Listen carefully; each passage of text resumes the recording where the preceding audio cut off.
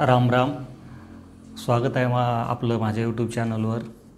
तर आपण रोज नवीन नवीन टॉपिकवर बोलत असतो. तर आज टॉपिक आहे आपल्याकडं की शेकमेट. शेकमेट जो आहे तो आपल्या शेकचा परफेक्ट पार्टनर आहे. शेकमध्ये कॅल्शियम नाही आणि शेकमध्ये जर आपण शेकमेट वापरले तर ॲटोमॅटिक कॅल्शियमचं प्रमाण येऊन जाते. कॅल्शियमची आपल्याला गरज आहे तर आपल्या बोन हेल्थसाठी. तर आपल्या गटमध्ये हायड्रोक्लोरिक ॲसिड असते, त्याच्या प्रॉपर फॉर्मेशनसाठी कॅल्शियमची आवश्यकता असते. फॉर्म्युला 1 आणि प्रोटीनमध्ये कॅल्शियम नाही, पण जर आपण त्यामध्ये शेकमेट ॲड केलं तर कॅल्शियमची कमतरता पूर्ण होऊन जाते.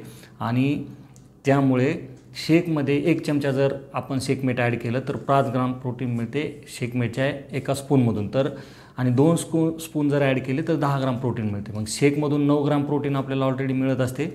तर 1 चमचा शेकमेट ॲड केलं तर 9 ग्राम शेकमधील आणि 5 ग्राम शेकमेटमधील असं 9 5 14 ग्राम प्रोटीन मिळते.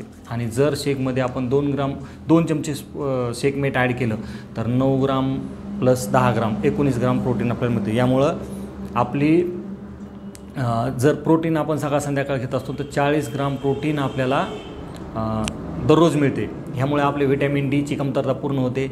सोबतच शेकमेट असल्यामुळे शेकला डिलिशियस करण्याचं काम, शेकला चांगली चव येण्याचं काम शेकमेटमुळे होते. शेकमेट दुधाला रिप्लेसमेंट आहे.